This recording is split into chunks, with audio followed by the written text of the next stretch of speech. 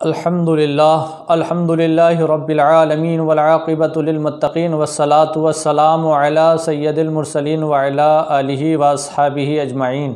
اما بعد فاعوذ باللہ من الشیطان الرجیم، بسم اللہ الرحمن الرحیم، یا ایھا الذین آمنوا لا تتخذوا اليہود والنصارى، صدق اللہ العظیم وبلغنا رسولہ النبی الامین المتین الکریم، ونحن علی ذلک لمن الشاہدین والشاکرین والحمدللہ رب العالمین۔ میں نے خطبہ مسنونہ کے بعد قرآن عظیم و فرقان حمید کے ایک بہت معروف و مشہور آیت کریمہ تلاوت کرنے کا شرف حاصل کیا ہے۔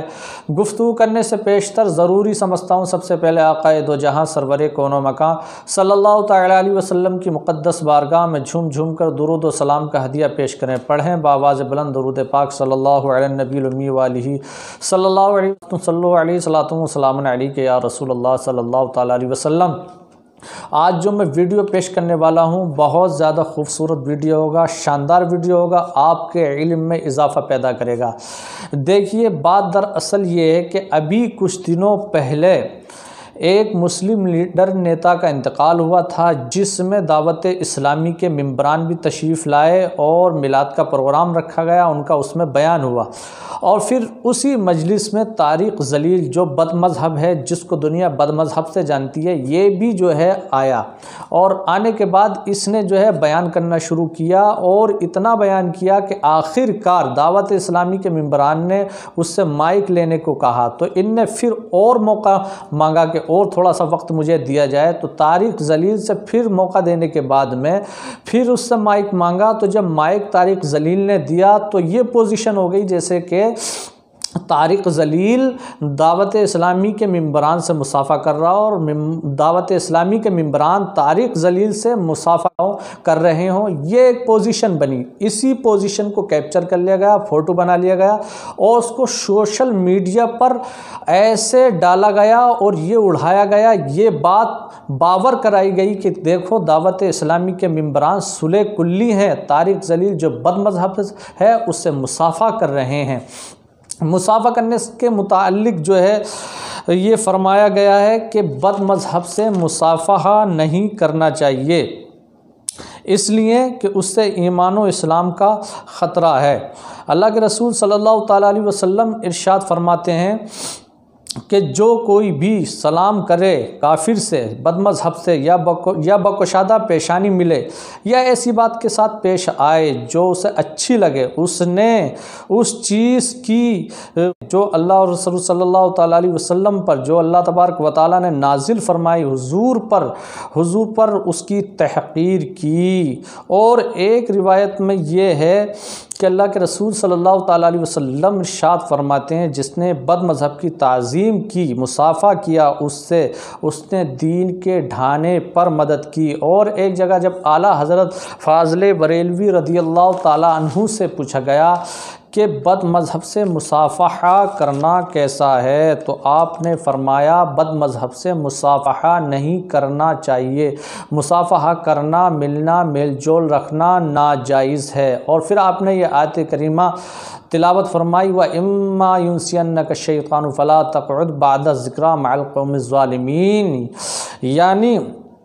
جو کہیں شیطان تمہیں بھلا دے تو یاد آنے پر آپ ظالم قوم کے پاس مت بیٹھو۔ اور پھر ایک جگہ اللہ کے رسول صلی اللہ تعالیٰ علیہ وسلم کی حدیث پاک ہے، آپ فرماتے ہیں کہ بد مذہبوں سے دور رہو اور بد مذہب تم سے دور رہیں۔ ان باتوں سے یہ ثابت ہو گیا کہ بد مذہب بھئی کافر سے مصافحہ کرنا تو نہیں چاہیے، اور کافر کی تعظیم کفر کی وجہ سے کرنا یہ کفر ہے، اس سے مصافحہ نہیں کرنا چاہیے، ایمان و اسلام کا خطرہ ہے۔ لیکن بد مذہب سے بھی مصافحہ اور میل جول رکھنا جائز نہیں ہے، جیسا کہ اعلیٰ حضرت نے فتاوی رضویہ میں ارشاد فرمایا۔ حدیث بھی آپ نے سمجھ لی۔ اس چیز سے، ان باتوں سے یہ ثابت ہوتا ہے کہ بد مذہبوں سے مصافحہ نہیں کرنا چاہیے۔ تو میں یہ عرض کرنا چاہتا ہوں آپ سے کہ ابھی کچھ دنوں پہلے علامہ خادم حسین رضوی جو تحریک لبیک یا رسول اللہ کے صدر تھے، اس کو چلانے والے تھے، ان کا انتقال ہوا۔ ان کے بعد میں، انتقال کے بعد میں، ان کی قبر پر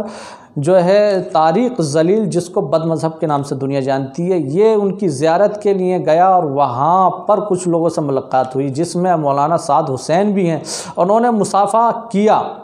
ویڈیو میں دیکھا جا سکتا ہے مصافحہ کرتے ہوئے مولانا سعد نے طارق ذلیل سے مصافحہ کیا۔ تو میں اب ان حضرات سے کہنا چاہتا ہوں جنہوں نے سوشل میڈیا پر دعوت اسلامی کے ایک فوٹو کیپچر کر کے یہ دکھانا چاہا کہ دیکھو یہ صلح کلی ہے، تو اب میں یہ عرض کرنا چاہتا ہوں کہ اب مولانا سعد حسین پر آپ کیا فتویٰ لگاؤ گے، جبکہ انہوں نے مصافحہ کیا ہے، مصافحہ کرتے ہوئے دیکھا جا سکتا ہے، اور مصافحہ کرنا ان کا اختیاری فعل تھا، اس سے آپ رک بھی سکتے تھے، اور جیسا کہ آپ نے سن ہی لیا مجھ سے، حدیث میں بھی منع فرمایا گیا ہے، اعلیٰ حضرت نے بھی ناجائز لکھا ہے کہ بد مذہب سے میل جول رکھنا جائز نہیں، اس سے مصافحہ کرنا جائز نہیں ہے، تو کیوں مصافحہ کیا؟ اب ان پہ کس چیز کا فتویٰ لگایا جائے، اس بارے میں آپ کمنٹ کریں، اور یہ ویڈیو اگر زیادہ سے زیادہ پسند آیا ہو تو اس کو زیادہ سے زیادہ شیئر فرمائیں، لائک کریں، کمنٹ کریں، اور چینل کو بھی سبسکرائب کریں۔ لیکن میری رائے تو یہ ہے کہ مولانا سعد حسین کو طارق ذلیل سے مصافحہ نہیں کرنا چاہیے۔ کیوں؟ اس لیے کہ جب اعلیٰ حضرت نے لکھ دیا، ہمارے حضور نے فرما دیا کہ مصافحہ نہیں کرنا چاہیے، میل جول نہیں رکھنا چاہیے، تو نہیں رکھنا چاہیے، اور ان سے تعلق نہیں رکھنا چاہیے، یہ انہوں نے صحیح نہیں کیا۔ ہاں، اور یہی مفہوم قرآن مجید میں بھی ہے کہ اگر کسی مومن کو یاد آ جائے، اگر وہ بھول جائے اور پھر یاد آ جائے تو وہ اس سے جدائی اختیار کرے۔ اگر اس کے بعد میں پھر مصافحہ مولانا سعد حسین نے طارق ذلیل سے کیا تو یہ سمجھ لو کہ یہ بات اس چیز پر ثابت آ جائے گی جیسا کہ اللہ کے رسول نے فرمایا کہ جس نے مصافحہ کیا اس نے دین کے ڈھانے پر مدد کی۔ تو میں امید کرتا ہوں کہ مولانا سعد حسین جو علامہ خادم حسین رضوی کے بیٹے تھے، آج کے بعد اس طارق ذلیل سے مصافحہ نہیں کریں گے۔ اگر مصافحہ کریں گے تو جب ہی مصافحہ کریں گے جب تک طارق ذلیل توبہ نہ کر لے۔ السلام علیکم ورحمۃ اللہ وبرکاتہ۔